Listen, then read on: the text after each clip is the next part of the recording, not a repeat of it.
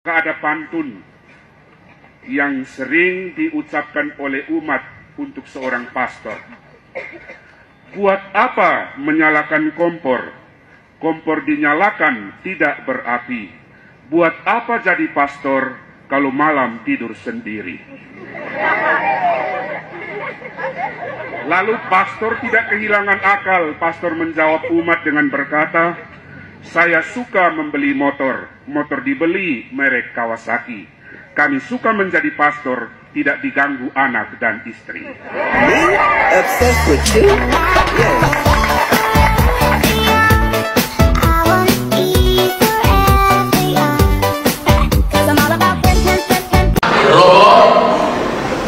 Robo tolong berdoa. Lalu Robo tanya, yang meninggal laki-laki atau perempuan? Lalu mereka bilang banci. Kalau mendoakan orang meninggal, kalau laki-laki kan almarhum kan, tapi kalau perempuan almarhumah, tapi ini panci sudah. Lalu Romo harus berdoa bagaimana? Tuhan Yesus mau bilang almarhum tidak mungkin, almarhumah tidak mungkin. Lalu Romo berdoa, Tuhan Yesus kami berdoa untuk aluminium. Apalagi ibu-ibu itu sering ke pasaran Romo.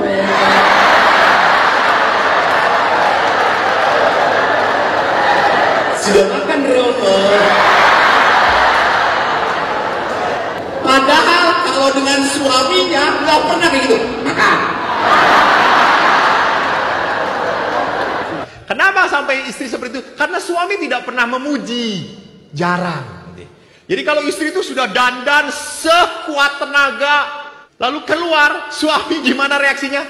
Oh. Padahal istri itu ingin dipuji seperti apapun. Maka para pastor, kenapa sering dapat kiriman makanan enak dari para ibu? Karena pastor pandai memuji ibu-ibu. Tuh, ibu cantik, oh Romo, mau apa Romo makannya? Itu ya. Itu. Maka beberapa suami selalu pusing pastor, saya yang kerja keras, pastor yang menikmati. Hati-hati, suka atau tidak suka, kau mau sembunyi apapun, waktunya akan mengungkapkan segalanya. Kasih tahu di kiri kanan, kodengan. Hati-hati gunakan handphonemu, hati-hati gunakan HP-mu, karena Bapa di sorga punya CCTV. Hati-hati gunakan hidupmu. Terakhir, di Pastor Puruma itu ada pohon mangga. Pohon mangga buahnya so masak-masak. Kalau orang muda datang bilang, pastor minta mangga kak? Pastor bilang tidak. Tapi pastor buahnya so masak-masak, biar itu dekorasi.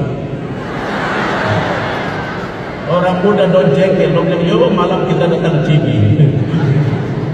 Malam don datang ke pastoran, begini lampu depan nyala, dia don putar belakang. Waktu putar belakang di jemurannya pastor ada jubah putih. Jadi satu pemuda dia sarung jubah putih baru dia panjang. Dia panjang habis dia petik-petik mangga, ada buah yang jatuh. Pastor mula-mula berpikir mungkin panikika kelelawar. Tapi jatuhnya makin banyak. Ini pasti bukan paniki. Pastor buka jendela lihat begini, ada baju putih di atas pohon. Lalu pastor teriak, "Woi, kau curi mangga tak?" Baru orang muda itu bilang, "Hai pastor, tidak tahukah engkau bahwa anak manusia datang seperti pencuri?"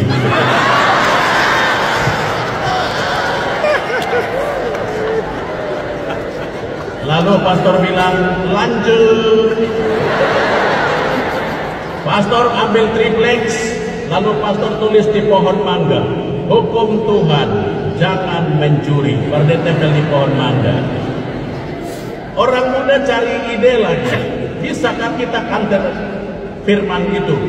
Dorang dapat ide, dorang balik triplex bertulis, "Hukum Tuhan, kasihilah sesamamu manusia." Pastor terakalah bakal, pastor ambil refleks baru, lalu pastor datang tulis, terapa satra lihat tapi Tuhan dia lihat. Lalu dong balik refleks saya dapat, terapa Tuhan dia lihat tapi tidak mau pastor. Dan waktu kita di Gambir, saya perhatikan, kan Romo Yus itu selalu kalau kami keluar kemana-mana, dia bilang, bro, kalau kita ke mall, siapa yang dikenal orang paling pertama, kita kasih duit. Saya perhatikan waktu mereka sibuk-sibuk, saya saja yang dipepet-pepeti mama-mama. Mau foto dong, di sibuk sana sini, tidak ada yang datang. Novrin apalagi, Novrin gaya, cuma Novrin itu keren kalau pakai saksofon, karena saksofon itu mahal, dia sendiri enggak. Lalu ada bisik-bisik, Romo Yus boleh nggak sombong di khotbah? Boleh. Lalu mereka bisik-bisik di belakang ibu-ibu, wah Romo Vivi itu ganteng maksimal ya. Dari rahim ibu. Itu satu sombong ya. Ada lagi yang bilang, wah keren, hitam tapi cakep. Langsung saya nyanyi, betapung hitam manggustang, betapung manis rambutan, biar beta hitam tapi jadi rebutan.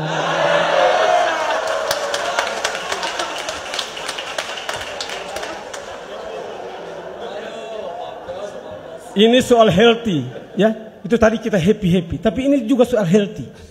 Tadi malam sesudah kita menari rame-rame dan lagu terakhir Gemu Famire, kita keluar, saya berpapasan dengan seorang ibu yang sudah cukup renta. Tapi tetap goyang-goyang itu masih kelihatan. Kemudian saya dibisiki, itu oma itu maminya Romo Jo. Saya bilang, mami kok masih bisa menghentak-hentak di depan lift ini? Dia bilang, mau kalau di rumah pegal linu encok-encok, tapi kalau di sini mau ancur-ancur.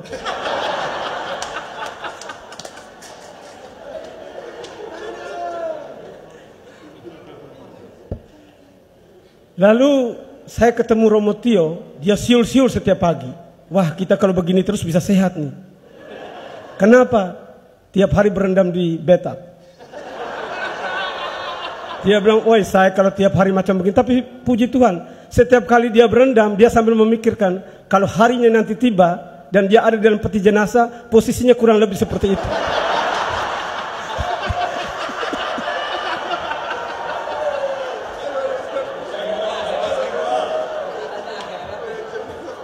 Tapi yang mengalami kesehatan luar biasa sebetulnya Romo Tino.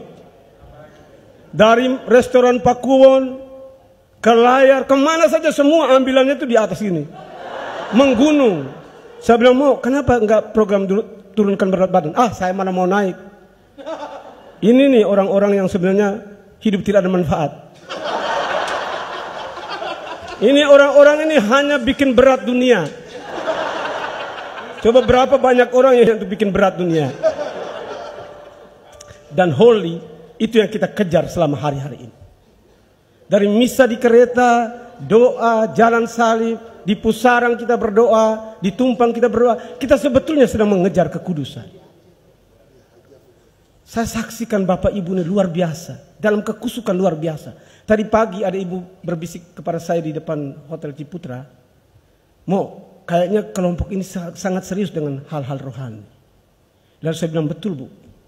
Kalau kita semua haheu begini, dan saat ini mati, masuk surga bulat-bulat.